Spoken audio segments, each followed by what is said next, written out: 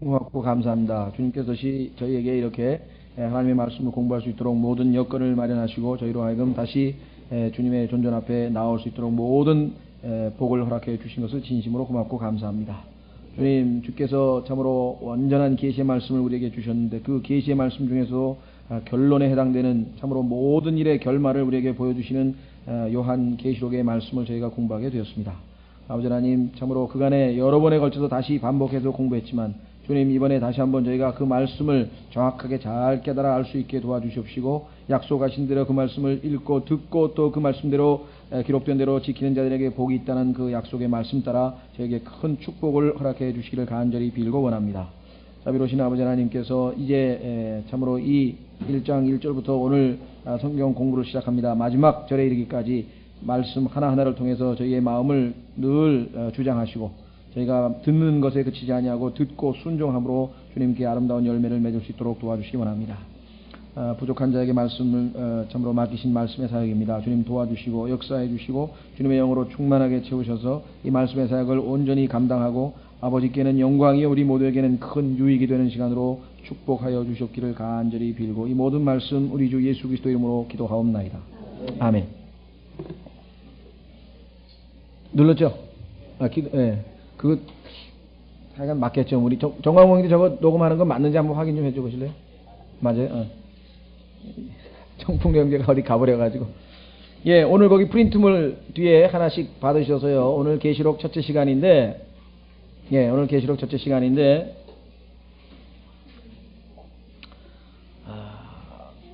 계시록 공부하기 전에 우리 성경 공부를 위한 규칙. 성경 공부를 공부하기 전에 우리가 알아야 될 몇 가지 규칙을 좀 살펴보려고 합니다.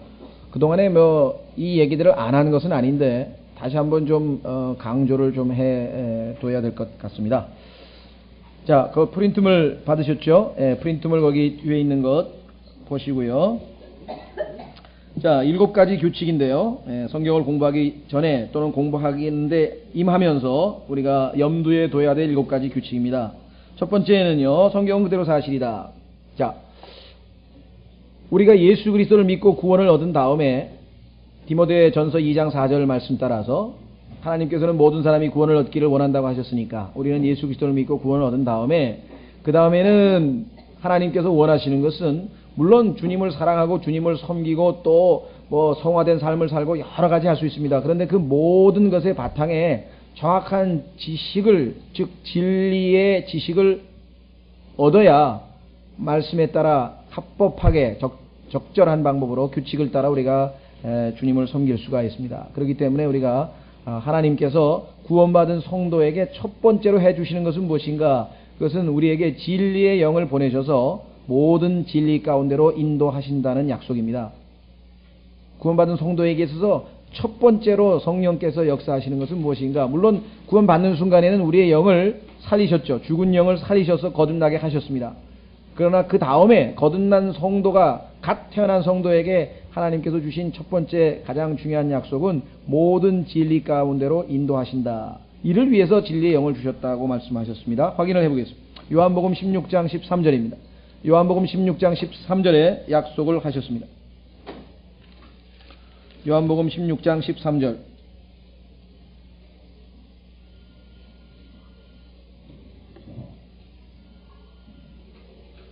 자, 요한복음 16장 13절. 요한복음 16장 13절입니다. 그러나 그분 곧 진리의 영께서 오시면 너희를 모든 진리 가운데로 인도하시리니 이는 그분께서 스스로 말씀하지 아니하시고 무엇이든지 듣는 것만을 말씀하시며 앞으로 일어날 일들을 너희에게 보일 것임이라. 자, 여기 보시면은 모든 진리 가운데로 인도하신다는 약속이 있습니다. 그 다음에 끝부분에 보시면 일어날 일들을 너희에게 보이신다. 아하, 그러니까 우리가 진리를 공부한다라고 하는 것 중에 가장 중요한 부분이 바로 예언과 관련된 미래에 관한 일이라고 하는 사실을 우리가 알 수가 있습니다. 자, 그렇다면은 성령께서 내 안에 들어와 계시기 때문에 이제 얼마든지 혼자 성경 공부를 할 수 있느냐? 그렇습니다. 얼마든지 혼자 성경 공부를 물론 할 수 있습니다. 확인을 해보겠습니다. 요한일서 2장 요한일서 2장에 보면은 아무도 너희를 가르칠 필요가 없다 이렇게 돼 있어요. 자, 요한일서 2장 27절부터 보겠습니다. 요한일서 2장 27절. 그러나 너희에게는 그분에게서 받은 기름 부음이 거하나니 아무도 너희를 가르칠 필요가 없고 오직 그 기름 부음이 너희에게 모든 것을 가르치며 또 그것이 진리요 거짓이 아닌즉 그 기름 부음이 너희를 가르친 대로 너희가 그분 안에 거하여야 하리라. 이 말씀에 따르면 진리의 영을 우리에게 보내셔서 그 진리의 영이신 기름 부음께서 우리를 모든 진리 가운데로 인도하시고 가르치시니까, 그렇다면은 성경 공부를 따로 나와서 누가 가르칠 이유가 뭐가 있느냐 이렇게 됩니다. 그런데 하나님의 원칙은 보시면은요, 구약에 보시면 아시다시피 모든 증거가 진리로 사실로 확정되려면은 2명 또는 3명의 증인이 있어야 됩니다. 성령께서 우리에게 내가 혼자서 성경을 읽을 때 이 말씀이 무슨 뜻이다 이렇게 깨닫게 해주시는 것은 맞습니다. 그러나 성경에 보면은 또 하나님께서 그러한 특별한 하나님의 은사를 주셔서 성경을 가르칠 수 있는 그러한 또 은사도 주셨다고 성경에 기록을 했습니다. 한번 확인해 보겠습니다. 에베소서 4장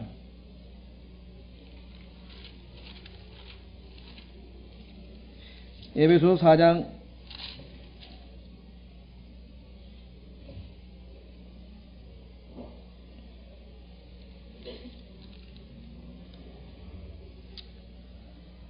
11절에 거기 보시면은 11절에 주님께서 예수 그리스도의 몸된 교회를 세우시기 위해서 주신 은사들이 있는데 그 은사로 주어진 사람들이 거기에 11절에 기록되어 있습니다. 그분께서는 더러는 사도로, 더러는 대언자로, 더러는 복음 전도자로, 더러는 목사와 교사로. 목사와 교사는 하나입니다. 왜냐하면 거기에 pastors and teachers라고 하는 게 and로 바로 연결되어 있어서 한 사람이 2가지 직분을 다 감당하는 것으로 나와 있습니다. 자, 목표는 무엇이냐? 이것은 성도들을 완전하게 하며 섬기는 일을 하게 하며 그리스도의 몸을 세우게 하려 하심이라. 성도들로 하여금 주님을 올바로 섬기게 하기 위해서는 하나님의 말씀을 가르쳐야 하는 목사와 교사가 필요하다. 사도행전 8장으로 가시면은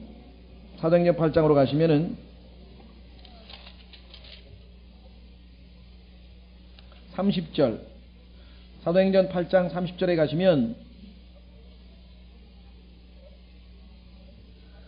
이렇게 기록이 되어 있습니다. 빌립이 내시에게로 달려가서 그가 대언자 이사야의 글을 읽는 것을 듣고 이르되 읽는 것을 깨닫느냐 하매 내시가 이르되 나를 지도해 주는 사람이 없으니 어찌 깨달을 수 있으리요 하고 빌립에게 청하여 올라와 그와 같이 앉으라 하니라. 여기 보시면 지도해 준다고 하는 말이 가이드라고 하는 말인데요. 가이드. 그래서 우리는 성령께서 성경 공부를 할 때 당연히 하나님 말씀을 우리에게 약속하신 대로 진리 가운데로 인도하시지만 그것을 확증하려면은 교사를 통해서 하나님 말씀을 듣고 자기가 읽을 때와 교사가 성경을 풀이해서 가이드해 줄 때 그 말씀을 통해서 마음에 아멘으로 확답을 하게 된다는 것이죠. 자, 그래서 우리는 하나님께서는 구원받은 성도에게는 모든 진리 가운데로 인도해 주시기 위해서 성령과 또 목사와 교사를 교회에 세우셨다. 이 사실을 우리가 염두에 두시고요. 자, 그럼 첫 번째 규칙부터 한번 보겠습니다. 성경은 그대로 사실이다. 있는 그대로 사실이다.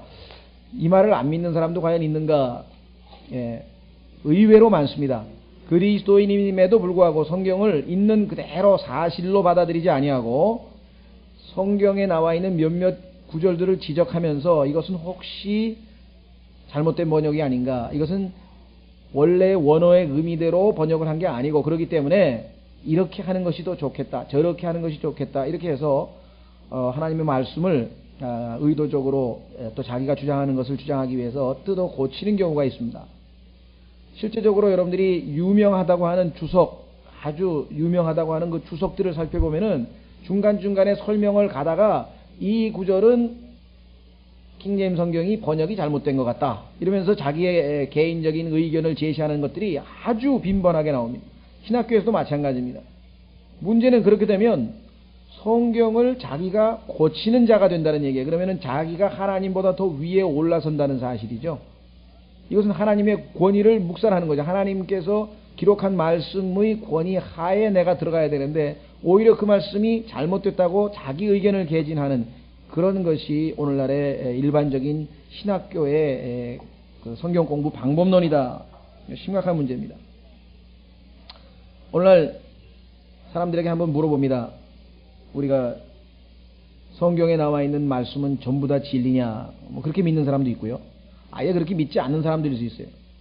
예를 들면은 소위 이제 신학 학파 중에는 신정통주의자라고 하는 사람도 있는데 이 사람들은 뭐라고 얘기하냐면 성경에 나와 있는 종교적 도덕적인 교리나 윤리는 진리고 성경에 나와 있는 그 이외의 것들, 예를 들면 인명이라든가 사람의 이름들 또는 지명이라든가 기타 과학적인 사실이라든가 예를 들면 달이 빛을 내지 아니하며 이렇게 얘기를 했는데 요즘에 와서는 이제 알았죠. 달이 빛을 내지 않는다는 사실을 과학에 의해서 달은 스스로 발광체가 아니고 햇빛을 받아서 해를 받아서 반사한다는 사실을 요즘에 왔으니까 이게 과학적으로 틀리지 않다고 주장하지만 과거 같은 경우에는 그런 문제에 대해서 상당히 문제를 많이 제기했거든요.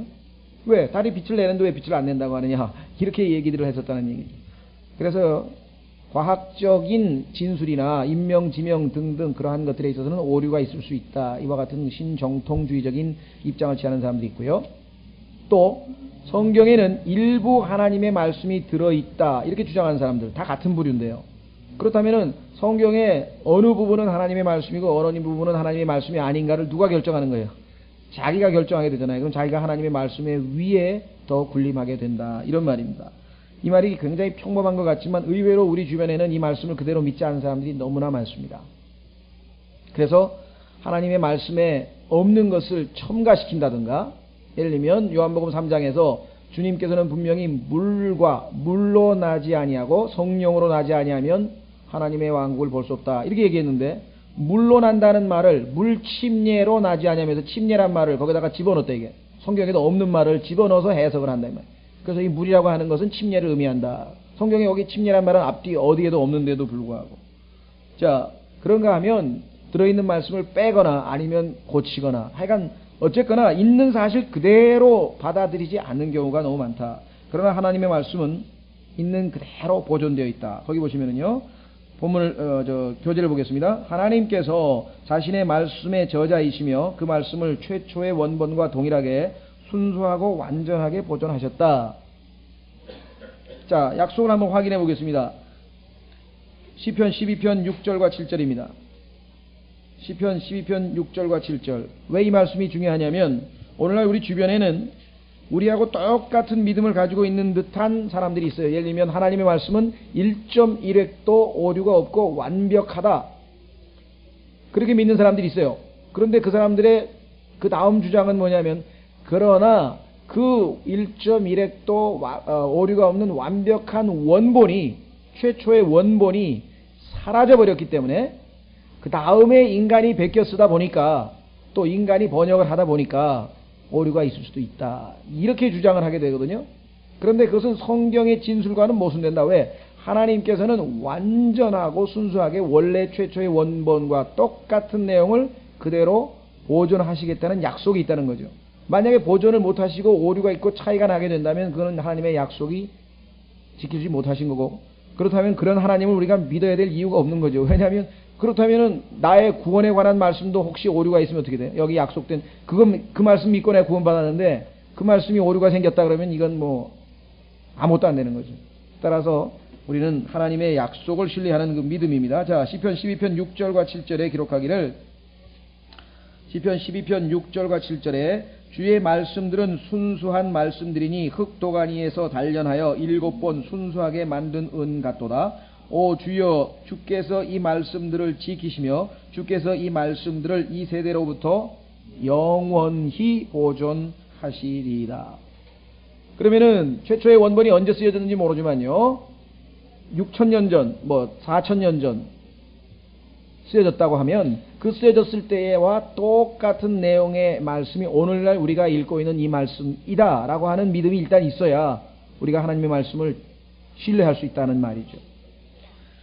자, 여기 개역성경에 보시면은 7절에 보시면 오 주여 주께서 이 말씀들을 지키시며 이 말씀들이라고 되어 있는 말을 개역성경에는 저희를 지키시며 이래서 사람들로 받았어요. 사람들을 지키는 것처럼. 그래서 하나님의 말씀을 보존하시겠다는 약속을 없애버렸어요. 그 약속부터 아예 없어버렸어요. 성경 자체부터. 그래서 여기 them이라고 하는 단어 앞에 나와 있는 words, 단어들, 말씀들을 봤는데 그걸 저희라고 해가지고 성경 자체를 여기서부터 아예 고쳐버렸어요. 성경을 뜯어 고쳤다는 사실을 기억을 좀 해 주시고요. 자, 그래서 우리는 거기 보시면은 우리는 성경을 부패시키거나 의문을 달기보다는, 자, 이 부패시킨다 그랬는데요. 하나님의 말씀은 순도가 100%이기 때문에 거기 보시면 아시지만 잠언 30장 5절에도 하나님의 말씀은 순수하니 이 말이 반복해서 나오거든요. 조금이라도 불순물이 들어갈 수가 없어요. 자, 그런데 그 말씀을 부패시키는 자들이 있었다. 구약에 보면은 예후디라고 하는 사람이 뭐 하나님의 말씀을 칼로 잘라서 화롯불에다 집어 던졌던 사람들도 있었고요. 심지어는 신약에 보면은 고린도 후서에 보면은 바울이 자기 당시에도, 바울이 사역하고 있는 당시에도 하나님의 말씀을 corrupt 시키는, 변질시키고 부패시키는 자들이 있기 때문에 그들과 교제하지 말라고 경고하는 내용이 나옵니다. 그러니까 오늘날에 이 학문을 가장해서 하나님의 말씀을 빼거나 더하거나 뭐 바꾸거나 하는 일들이 있다는 사실 여러분들이 반드시 기억을 하셔야만 합니다. 자, 그래서 거기 보시면 우리는 성경을 부패시키거나 의문을 달기보다는 공부하고 믿고 순종해야 한다. 어떤 주장을 펴기 위해 성경을 변경해야 한다면 그 주장은 더 이상 성경의 교리가 될 수 없다. 대표적인 경우 아까 제가 말씀드렸죠. 로마 가톨릭 교회에서는 물침례, 다시 말해서 어린아이가 세례를 받으면 거듭난다. 그렇게 가르쳐요. 그 증거가 어디 있냐? 요한복음 3장에 있다. 어느 구절이냐? 봐라. 물과 성령으로 거듭나지 아니하면 그 물이 바로 물침례다. 아니, 성경에서 물하고 물침례하고 어떻게 같으냐 이게. 침례란 말은 없는데, 그렇죠? 물러난다 그랬는데 왜 물침례란 말을, 없는 말을 집어넣어서 그렇게 주장하느냐. 그렇죠? 예. 자, 그래서 하여간 여러분들이 이제껏 갖고 있는 그 믿음이지만 다시 한번 확고부당하게 붙드시기를 바랍니다. 성경은 기록된 그대로 사실이다. 두 번째, 성경을 올바르게 나누어 공부해야 한다. 이것은 또 다른 성경 공부에 있어서의 가장 중요한 방법론입니다. 자, 거기 디모데후서 2장 15절, 거기 나와 있는 구절 한번 찾아보겠습니다. 디모데후서 2장 15절입니다.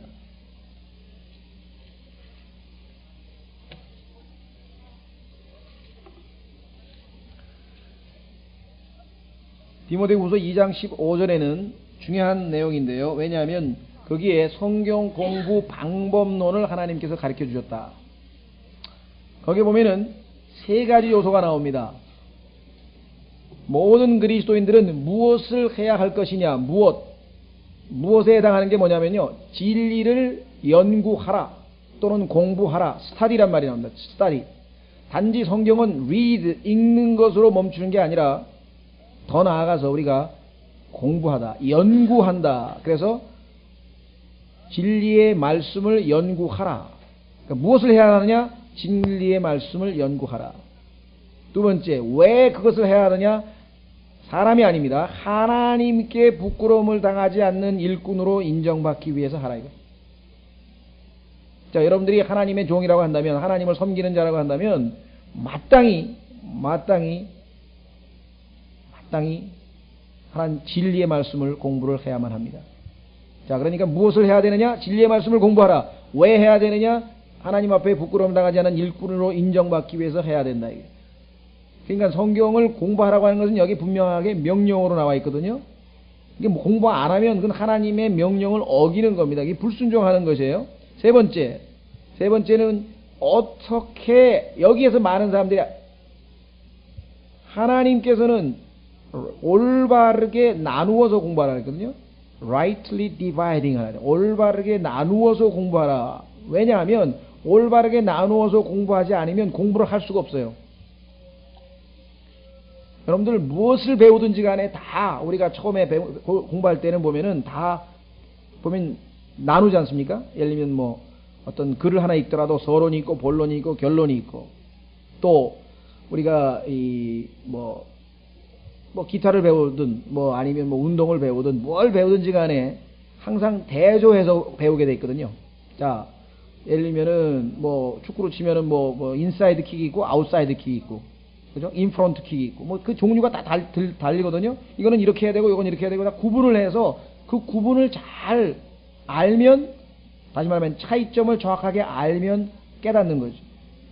자, 그래서 하나님께서도 성경에 보면은 여러 가지 방식으로 구분을 해두는데 그 구분들을 정확하게 찾아내서 올바르게 공부하면 된다. 자, 본문을 보십시오. 교재. 하나님께서는 모든 시대에 걸쳐 인간이 필요로 하는 진리를 한 성경 안에 담아 기록하셨다. 무슨 얘기냐면 오늘날 우리가 살고 있는 이 시대, 이 교회 시대라고 우리가 얘기하는데요. 예수 그리스도께서 승천하시고 오순절날 성령이 강림하셔서 그때로부터 휴거 때까지의 그 교회 시대에 살고 있는 우리만을 위해서 성경이 다 기록된 게 아니다 이 말이에요. 그 전에 교회 시대하고 아무 상관없이 창세기에서부터 시작해서 살던 분들하고 그다음에 율법에 살았던 유대인들하고 다시 말하면 또 나중에 오게 될 환란이 있고 나중에 또 오게 될 천년왕국이 있고 영원이 있는데 하나님께서는 영원부터 영원까지 모든 시대에 걸쳐서 하나님의 인간에게 주시고자 하는 모든 계시 말씀을 한 권의 책에다 다 넣었어요. 천년왕국이 왔다고 해서 하나님께서 새로운 말씀을 또 우리에게 기록해서 또 주시는 게 아니라 이 말이에요. 그렇죠?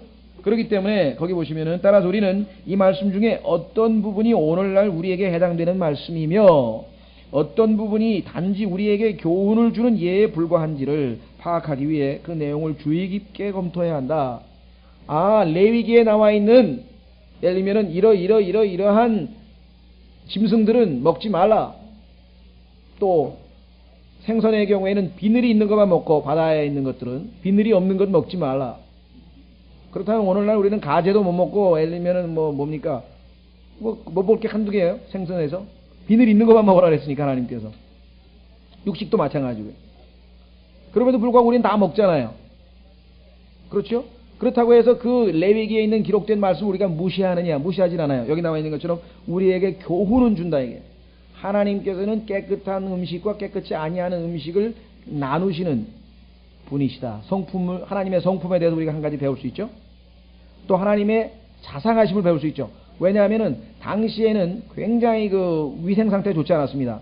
특히 사막에서 날씨가 덥고 그런데 얼마나 쉽게 부패하겠어요. 그렇기 때문에 철저하게 위생법을 가르쳐 주셔서 돼지고기 날 걸로 먹으면 요즘에도 병 생기는 거 금방 할 수 있죠. 그러니까 하나님께서 그 자기의 백성을 철저하게 거룩하게 하시기 위해서 또 보존하시기 위해서 그러한 모든 위생법을 주셨다든가 이런 하나님 아버지의 하나님의 어떤 성품, 사랑 이런 걸 우리가 배울 수 있지만 우리가 오늘날 교회 시대에 살고 있는 그리스도인이기 때문에 구약에 살고 있는 유대인에게 주신 율법을 지키는 것처럼 그대로 순종해서 지키지는 않는다 이 말이에요.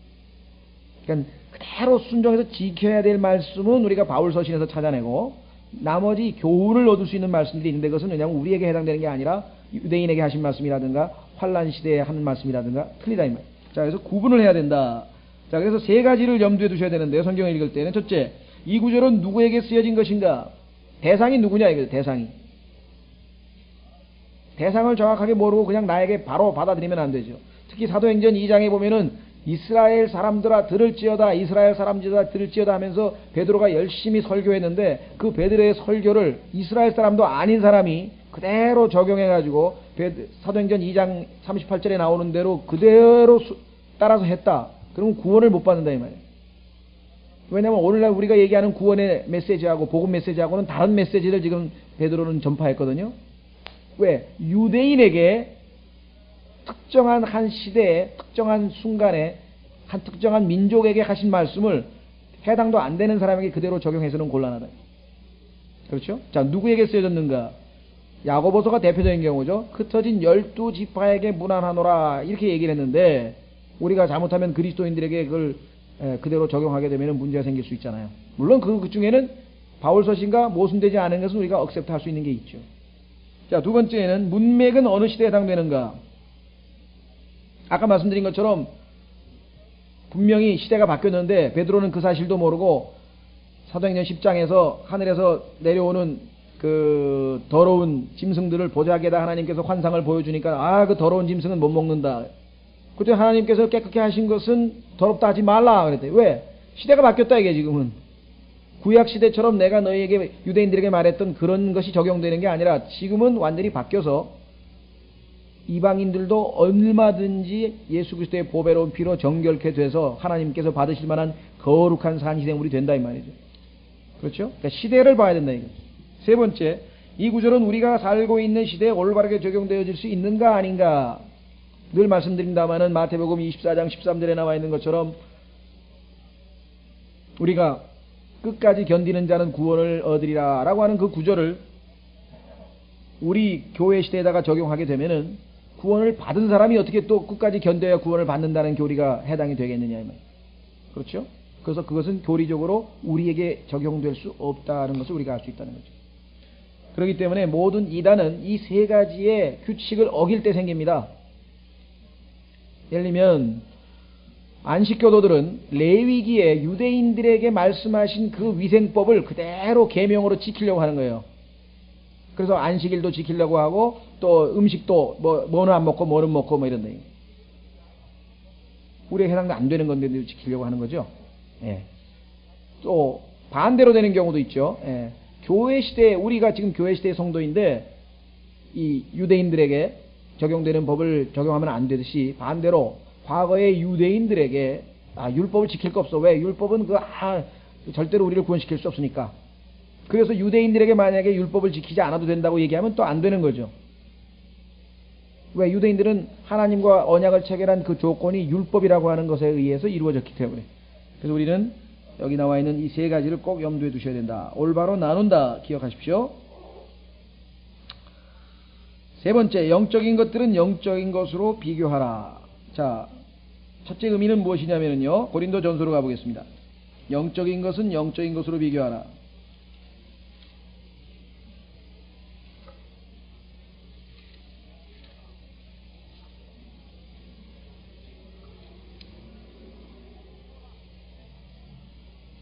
자, 거기 본문에 보시면, 우리가 교재에 보시면 성경적 용어와 그 의미는 성경 이외의, 의외가 아닙니다. 죄송합니다. 성경 이외의 자료에 의해서가 아닌 성경 본문에서 사용되어지는 그대로 정의되어야 한다. 성경에서 예를 들면 환란이라고 하는 용어가 사용되어졌다. 그러면은 그 환란이라고 하는 용어가 성경에서 어떻게 사용되어지고 있는가를 우리가 찾아서 그 의미를 적용을 해야지. 그렇지 않고 성경 이외의 다른 데서 예를 들면 환란이라고 하는 것은 고난이야, 고난. 그러니까 뭐 우리가 겪는 모든 고난을 다 통칭해서 쓸 수 있어. 근데 성경에서는 환란이라고 하는 용어를 특정한 시대에 있게 된 고난, 그래서 야곱의 환란, 야곱의 고난 뭐 이런 말을 썼단 말이죠. 그러니까 모든 성경에 나와 있는 단어의 의미는 성경에 의해서 정의가 내려져야 된다. 그러니까 영적인 것을 영적인 것, 다시 말해서 성경 구절은 성경 구절로 찾아서 해석을 할 수밖에 없다. 그 말입니다. 그러니까 성경 자체는 이미 어떻게 보면은 자체가 이미 사전이에요. 사전. 단어를 모르면, 그 단어의 의미를 잘 모르면 국어사전을 찾아가지고 확인하는 것보다도 성경적 용례로 어떻게 쓰였는가를 찾아야 된다. 자, 그렇기 때문에 우리가 이 참조구절 6절하고 연결이 됩니다. 6번 한번 보세요. 6번에 보면은 참조구절의 사용은 필수적이다. 어떤 사람이 자기의 성경을 가르칠 때 어떤 주장을 내세우면은 그 자체로는 정당화될 수 없어요. 어떤 주장을 내세웠다. 그러면 그 주장을 내세우는 성경 구절들을 참조 구절로 뒷받침을 해야 된다 이 말이죠. 예. 자, 그래서 우리는 고린도전서 2장에 가보시면은 성경 해석의 기본 원칙이 나와 있습니다. 고린도전서 2장.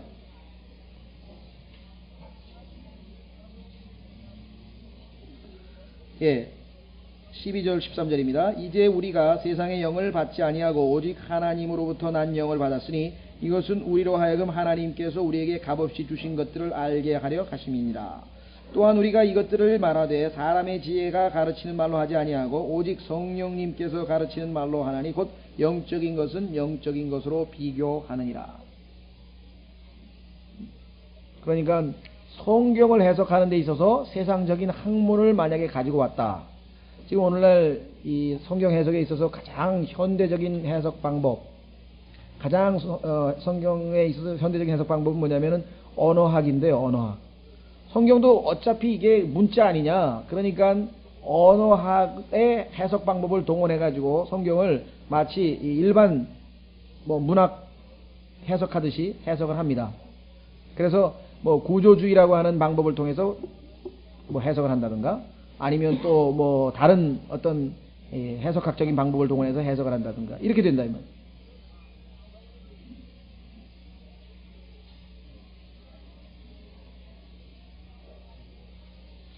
예. 그래서 이 성경 해석에 있어서의 기본 원칙은 영적인 것은 영적인 것으로, 요한복음 6장 63절에 보시면 영적인 것은 영적인 것으로라고 하는 것을 알 수 있는 것이, 내가 너희에게 이른 말들이 곧 영이요 생명이라, 이렇게 말씀하셨잖아요. 여기서 영적인 것이라고 하는 것은 뭐냐면은 말씀을 말씀으로 풀라고 하는 말이죠. 말씀으로 풀라고 하는 그러한 기본 원칙입니다. 자, 그 다음에 두 번째 보시면 B번에, 3번의 B번에 보시면 서로 일치하는 것들과 서로 차이가 나는 것들은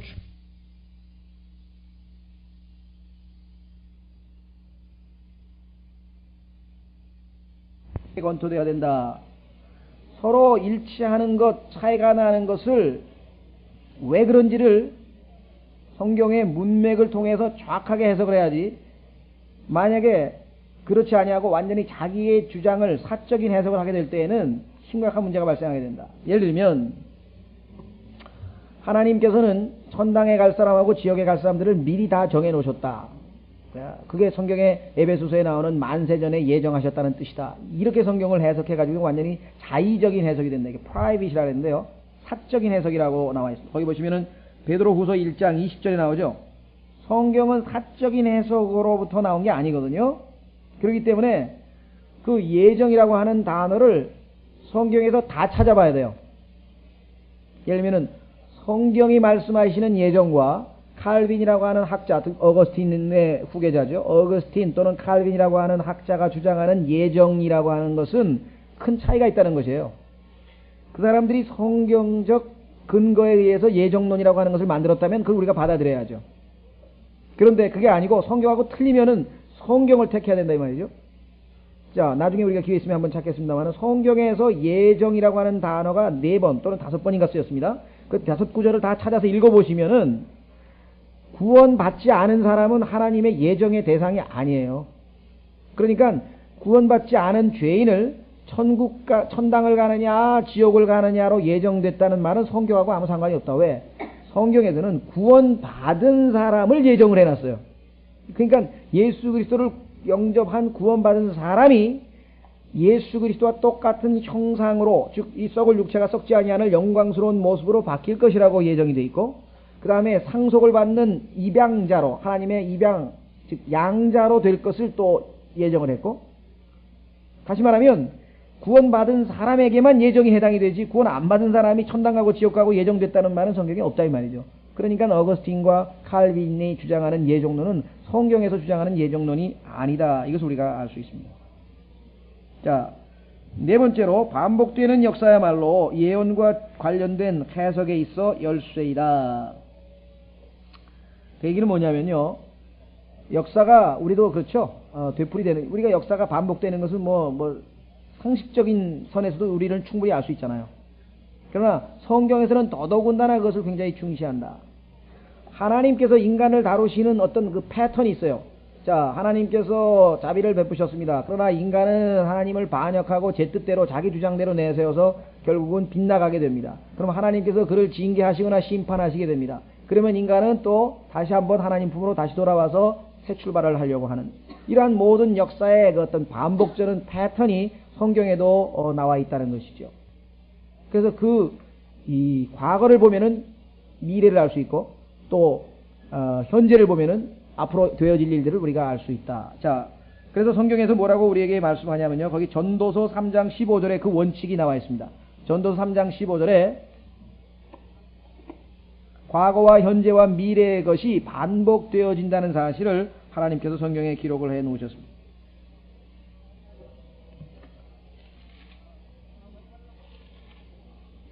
전도서 3장 15절입니다.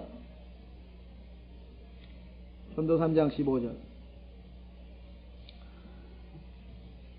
지금 있는 것이 이제까지 있어 왔으며, 지금 있는 거는 보니까 그 전에 이미 있었던 거다. 지금까지 있었던 왔던 것이고, 앞으로 있을 것도 또 미래에 일어날 일도 이미 있었나니 과거에 한번 다 있었던 일들이더라. 하나님은 이미 지나간 것을 요구하시느니라. 그러니까 우리가 역사의 그 반복, 과거에 일어났던 일들을 우리가 잘 반복해 보면은 미래에 그 일어날 일들을 짐작할 수 있을 뿐만 아니라 예방할 수도 있겠죠.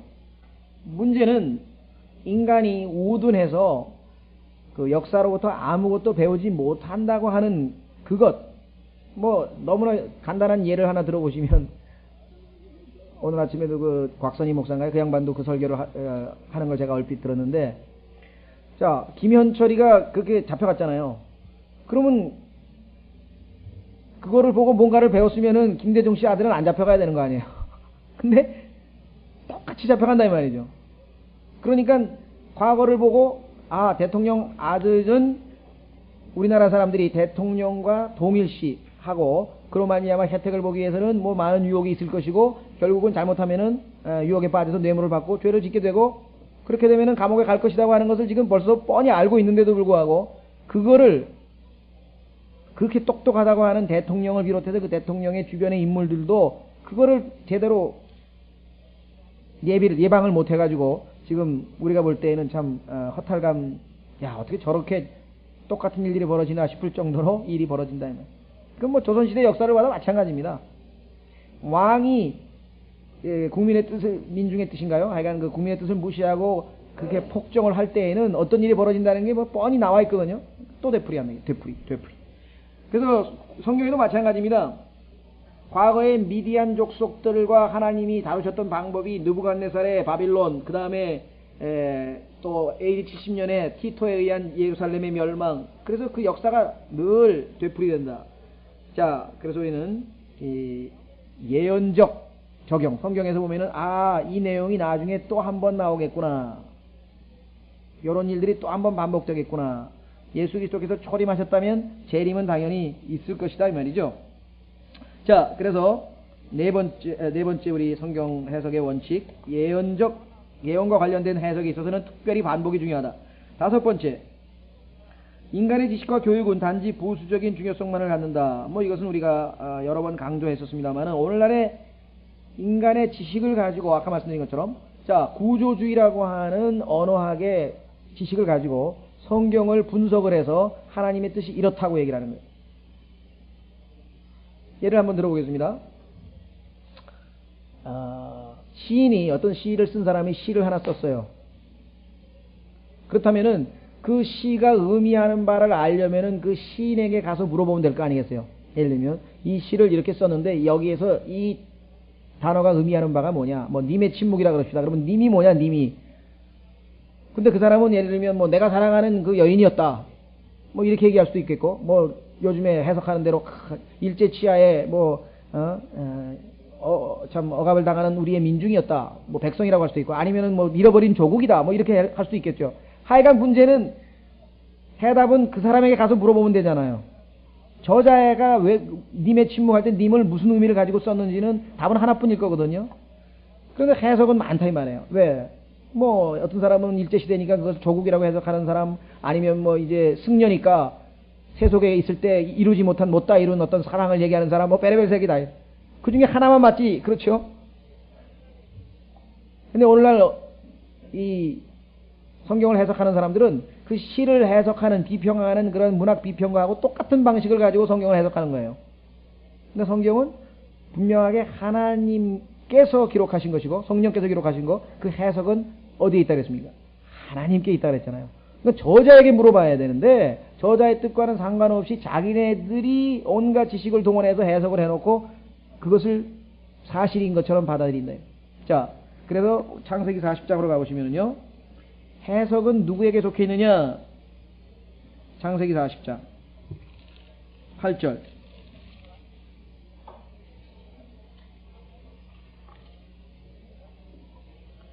창세기 40장 8절.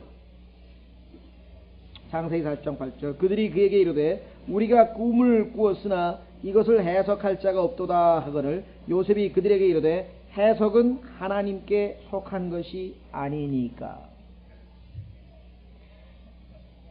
이 세상에 있는 모든 것들은 물론이지만 그 중에서도 특히 성경의 해석은 자연현상의 해석을 비롯해서 사건 사고의 해석, 역사의 해석, 모든 해석은 다 하나님께서 하시는 거예요. 정확한 해석은. 그 중에서 성경을 읽고 이것이 무슨 의미인지를 해석하는 것은 당연히 하나님 몫이다 이 말이죠. 그렇죠? 예, 그래서 우리는 인간의 교육과 지식이라고 하는 것을 우리는 무시하지는 않습니다. 왜냐하면 어떤 사람이 글을 읽을 줄 모른다. 그러면 성경도 못 읽을 거 아니에요. 자, 그 다음에 똑같은 사람인데 그 어휘 능력이 뛰어난 사람이 있어요. 소위 요즘에 얘기하는 워드 파워라 그러죠. 예. 어휘 능력이 뛰어난 사람이 정확한 개념들을 다 가지고 있는 사람이 성경을 읽는 거하고 어휘 실력이 딸려가지고 여기 나오는 단어가 뭐가 뭔지 리뎀션이 그게 뭔 소리지? 모른다. 의미를 잘 모른다. 그럼 그 사람은 사전에 친서를 질 수밖에 없겠고 따라서 인간의 교육과 어떤 그 지식의 도움을 받을 수밖에 없겠죠. 그것 자체를 무시하는 건 아니지만 지식을 갖추고 있다는 것 자체가 성경 해석의 기본이 될 수는 없다. 예를 들면 여러분 잘 아시는 것처럼 우리 그 밥 존 시니어라고 하는 유명한 목사가 그런 얘기를 했다 그러잖아요. 그러니까 구원을 받지 못한 교육, 그러니까 구원을 받지 못한 사람이 교육만 받으면 그것은 저주다. 영어로는 그걸 education without salvation is damnation 이런. 그렇지 않겠습니까? 아인슈타인 같은 사람이 바로 대표적인 사람인데요. 아인슈타인이라고 하는 사람은 자기의 지성을 하나님보다 더 믿어가지고 나중에 사람들한테 계속해서 이 하나님을 부인하고 다만 우주 뒤에는 뭔가 거대한 지성이 있지 않느냐 뭐 이런 애매모호한 태도를 취하다가 막판에 임종시에는 루터교 목사가 가서 마지막으로 지옥에 가지 않기 위해서 예수 그리스도를 믿으라고 복음을 전했을 때 그는 뭐라고 했냐면은 나는 수학 이외의 신은 믿을 수가 없다라고 하는 유명하면서도 멍청한 말을 남겼다. 유명하긴 유명하지 멍청한 말을 남겼다. 수학 이외의 신은 믿을 수가 없다라고 얘기를 하고 그것이 바로 구원받지 못한 교육의 대표적인 비극입니다. 대표적인 비극이죠. 예. 자, 그래서 우리는요, 도움을 얻을 수는 있습니다. 그러나 그것을 하나님이 쓰시는 도구로 쓸 수는 있지만 반대로 하나님의 말씀을 거부하는 그러한 도구로도 사용될 수 있다는 것을 잊지 말아 주시기를 바랍니다. 자, 계속해서 6절 보겠습니다. 5번의 그 본문 보세요. 성경은 성령님의 작품이며 따라서 믿는 자 안에 내주하시는 성경의 저자께서는 진리를 원하는 자는 누구든지 간에 가르치실 것이다. 다시 말하면 비록 교육을 받지 못했다 손치더라도 그 사람이 마음만 하나님 앞에 순수하게 가지면 하나님께서 얼마든지 성경을 가르쳐 줄 수 있다는 얘기예요. 옛날에 그 유명한 사람이 있잖아요. 성경을 읽고 싶은데 그 알파벳을 몰라, 다시 말하면 글을 읽을 줄 몰라가지고 성경을 못 읽은 사람이 야간 학교를 다니면서 나중에 성경을 읽는데 아주 정말 훌륭한 성도가 됐다는 그런 간증을 우리가 들어본 적이 있었습니다. 자, 그래서 우리는 5번째까지 살펴봤고요. 6번째. 성경 공부를 위한 6번째 규칙은 뭐냐면 참조 구절의 사용은 필수적이다. 왜 그렇습니까? 하나님께서는요, 예를 들면 창세기 1장 창조의 교리에 관해서 쫙 열거해놓고 창세기 2장 예를 들면 거기에는 또 구속에 관해서 교리를 딱 정해놓고 창세기 3장 그러니까 우리가 일반 책 보면은 그런 식으로 돼 있잖아요. 제1장, 제2장, 3장 해가지고 요약이 탁탁탁탁 돼가지고 성경은 그런 식으로 기록돼 있질 않아요. 하나님께서는 여기에 조금 저기에 조금 왜 그럴까요? 잘 모르겠어요. 다만 그저 추측하기에 게으른 사람, 왜냐하면 하나님께서 성경을 찾는데 금광 찾듯이 은을 찾듯이 금을 찾듯이 그렇게 찾는 사람에 한해서만 깨닫게 해주시는 건 왜? 같이 있는 거기 때문에 그냥 한 번에 그냥 한번 뚝딱 해가지고 되는 일이 아니거든요. 여길 찾고 저길 찾고 계속 찾아야 돼요. 하나님이 그렇게 기록하셨다고 성경에 말씀하셨죠. 한번 확인해 보겠습니다. 이사야서 28장 10절에 보시면 이 두꺼운 책을 부지런히 여기저기를 뒤져가지고 이거하고 저거하고 맞나 저거하고 이거하고 맞나 그렇게 하기 전에는 절대로 성경은 하나님께서 진리는 갈망하는 사람 아니면은 절대로 배울 수가 없습니다. 게으른 사람은 성경을 배울 수가 없다. 자, 이사야서 28장 10절. 이사야서 28장 10절 기록하기를 9절부터 보겠습니다. 그분께서 누구에게 지식을 가르치시려는가? 누구에게? 그분께서 누구에게 가르침을 깨닫게 하시려는가? 젖을 떼고 품에서 물러난 자들에게로다. 계속 젖만 먹으면 안 되죠. 고린도전서에서 바울이 꾸짖는 게 뭐예요? 고린도 사람들은 너는 그냥 젖을 지금 몇 년을 먹었는데 이제 고기 좀 주려고 그랬더니 아직도 줄 수가 없어. 왜? 육신적이기 때문에, 베이비이기 때문에. 잘못하면 체하고 잘못하면 이거 큰일 나겠어. 그래서 할 수 없이 또 내가 젖을 먹일 수밖에 없다. 이렇게 얘기를 했잖아요. 히브리서에도 보면 동일한 얘기가 나오죠. 5절에 보면. 저도 좀 그게 많이 걱정이 되는데 어떤 사람은 정말 대단히 미안한 얘기지만은 백날 가도 처음부터 끝까지가 구원이라고요. 계속 이번에 몇몇 만나는 그 목회자들도 있는데 그분들 중에서도 보면은 더 전진을 못해. 만나기만 하면 율법과 은혜, 계속 구원, 은혜로 구원, 단번 속죄. 그 맞는 말이지만 그 다음에 뭐예요? 더 나아가야 될 거 아니에요. 더 전진을 해야 되고. 자, 여기 보시면은 젖을 떼야 돼요. 젖을 떼고 품에서 물러난 자들에게로다. 이는 반드시 훈계 위에 훈계가 있어야 하며 훈계 위에 훈계가 있어야 하고 줄 위에 줄이 있어야 하며 줄 위에 줄이 있어야 하되 여기에도 조금 저기에도 조금 있어야 할 것이미로다. 창세기 1장에 나와 있는 그 창조의 말씀이 창세기 1장 1절을 딱 보니까 요한복음 1장 1절하고 내용이 같구나. 또 요한 1서하고 같구나. 그렇죠? 자, 창세기 1장에서 하나님께서 우리라 그랬단 말이에요. 우리가 사람을 창조하자. 우리? 하면서 하나님이 한 분인데 왜 우리라 그랬을까? 그렇죠. 그 성경에 보니까 아버지와 아들과 성령이 세 분이 한 분이시구나. 그래서 요한 1서에 가니까 이 셋이 하나라구나. 그러니까 창세기 1장에 나오는 교리도 요한 1서로 가야 되고 골로새서로 가야 되고 계속 여기서 조금 저기서 조금 이걸 부지런히 찾아 모아야 아까 말씀드린 것처럼 예정이라고 하는 단어를 에베소서 한 구절 똑 띄워가지고 봐라. 창세전에 하나님이 예정해 놨다 그러지 않느냐. 그러니까 나는 이미 예정돼 있다. 근데 하나님께서 창세전에 예정됐다는 얘기를 하긴 하셨는데 다른 구절 로마서에 가보고 다른 베드로전서에 가보고 예정이란 말을 딱 찾아보니까 무조건 예정한 게 아니라 무조건적인 선택이 아니라 하나님께서 미리 아심을 따라 예정했다 이게. 그럼 전지전능하시기 때문에 누가 믿을 건지 아신다는 의미지 그냥 무작위로 추첨하듯이 그냥 너는 지옥 너는 천당 이게 아니라 이 말이죠. 무슨 말인지 아시겠어요? 그러니까 성경에 이단이라고 하는 것은 하나님께서 예정이라는 단어를 5번 쓰셨는데 그 5구절을 다 찾아서 여기서 조금 저기서 조금 찾아서 다 5구절을 다 읽어보니까 하나님 말씀하신 예정은 구원받은 성도가 예수 그리스도의 형상대로 영광스러운 몸을 입게 될 것이고 또 하나님의 양자로서 상속을 받게 될 것이고 그렇죠. 이 두 가지 목적으로 예정하신 거구나. 그냥 자명하게 드러나 버린다 이 말이에요.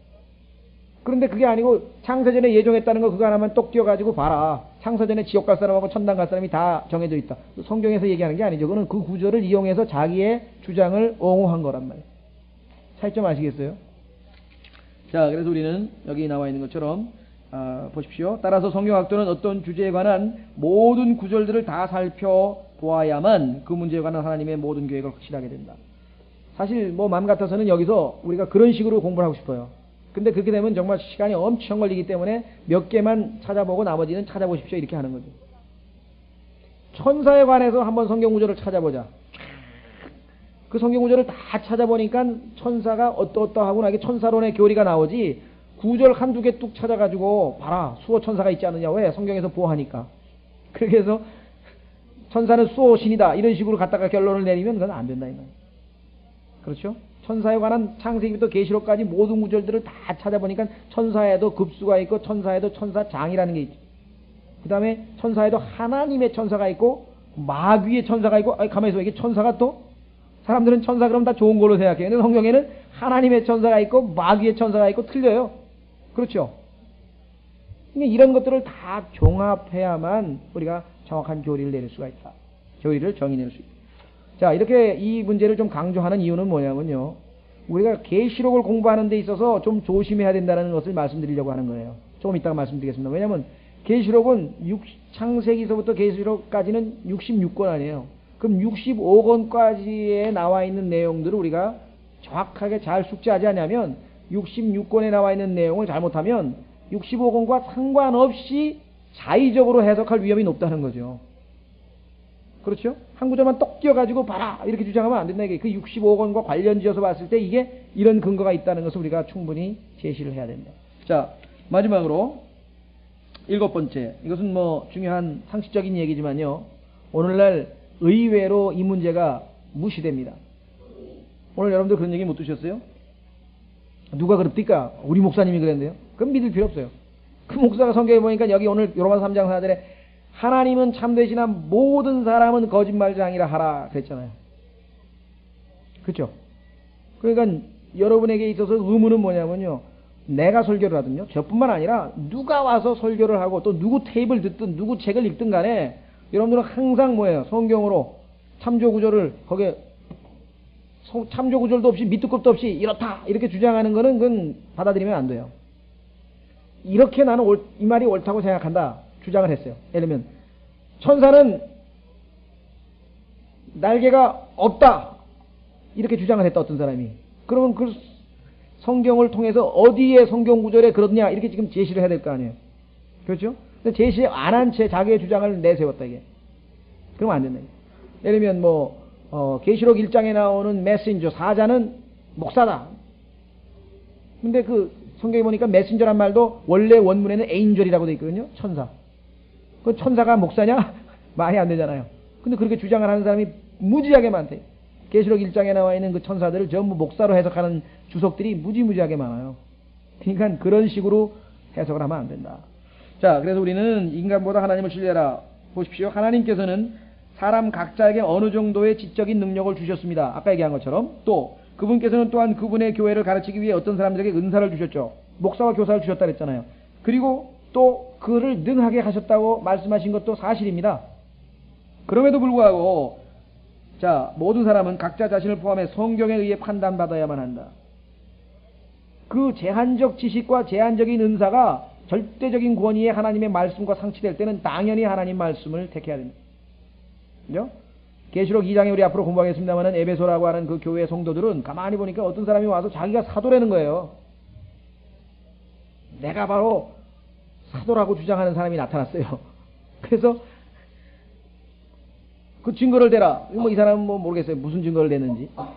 근데 이 사람들은 성경을 딱 폈다 이게. 성경을 펴가지고 하나님이 주신 사도의 표적이 있는가? 사도의 표적을 보여달라. 근데 표적이 없어. 그럼 사도가 아니잖니. 성경에는 분명히 사도라면 이런 표적이 있을 거라고 얘기했는데 사도의 표적도 없는 사람이 어떻게 사도가 되느냐. 그래서 거짓 사도인 줄 알고 그들을 내어 쫓았는데 주님께서는 아주 잘했다. 이렇게 칭찬하셨다는 거죠.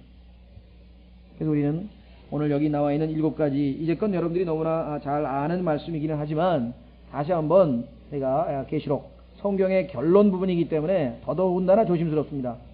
왜냐하면 그간에 우리가 이 앞에 나와 있는 성경의 65권과 어떨 때는 무관하게 한두 구절 뽑아가지고 봐라 하면서 요즘에 그 세상에서 일어나고 있는 그러한 사실들과 바로 연결을 시키는 거예요. 제가 한 가지만 예를 들고 마치겠습니다. 제가 옛날에 들었던 그 설교 중에 이 마지막 시대 종말에 관한 설교가 있었는데 그 사람의 이 설교자는 할 린세이라고 하는 유명한 사람이에요. 아마 모르는 사람이 거의 없을지도 모를 정도인데 그 사람은 대유성 지구의 멸망인가? 그러니까 그 지구의 멸망에 관한 책을 썼어요. 그래서 아주 그 세계적인 베스트셀러를 쓴 사람입니다. 그리고 약간 종말론에 관해서는 뭐 아주 유명한 강사고 그런 사람이에요. 근데 그 사람이 81년도인가 80년도에 뭐라고 주장을 했냐면 계시록에 나와 있는 열왕은 누구냐? 그는 이씨 10개국이라고 그랬어요. 근데 당시가 이씨가 9개국밖에 없었어요. 그래서 그 사람이 예언하기를 틀림없이 한 개국이 더 들어가는데 거기에는 그리스가 반드시 있어야 된다. 그래서 그리스가 그 이씨에 가입할 것을 예언을 했어요. 그렇게 되면은 열왕이 될 것이다. 저도 그게 맞는 줄 알고 보니까 진짜 그리스가 딱 가입을 하더라고요. 1년 후인가. 그래서 맞는가 보다. 아니 근데 좀 있다 보니까 그 다음에 터키가 가입했나? 그러니까 뭐 또 다른 나라가 또 가입을 하고 그 다음에 뭐 스페인이 가입하고 그러더니 막 11개국, 12개국이 되는 거야. 아니 가면서 봐. 그러면 이게 10개국이라고 했는데 12개국 지금은 16개국인가요? EU가? 점점 늘어나가지고 열왕국하고 안 맞아 떨어지잖아요. 그러니까 이런 식의 그 열왕국은 구약 성경에 보면은 어떤 왕국인가 오히려 거기서 구약에서 찾아야 돼요. 근데 지금 현재 살고 있는 이 우리의 현실하고 요한계시록을 직접 접목을 하면 센세이션을 일으킬 수는 있죠. 그렇죠? 야, 이 성경이 정말 오늘 얘기를 다 하는가 보다. 이래가지고 막 헬리콥터 얘기도 나오고 베레벨 얘기가 다 나오는 건데 우리는 그동안 그런 문제에 대해서 굉장히 좀 뭐랄까 쉽게 마음을 열었던 것 같아요. 그래서 이번에 계시록은 철저하게 구약에 나와 있는 65권을 근거로 해서 성경적 해석을 한번 시도를 해보려고 합니다. 예, 좀 쉬었다가 이제 계시록 1장 1절부터 우리 좀 본격적으로 계시록 공부를 하도록 하겠습니다. 쉬우시죠?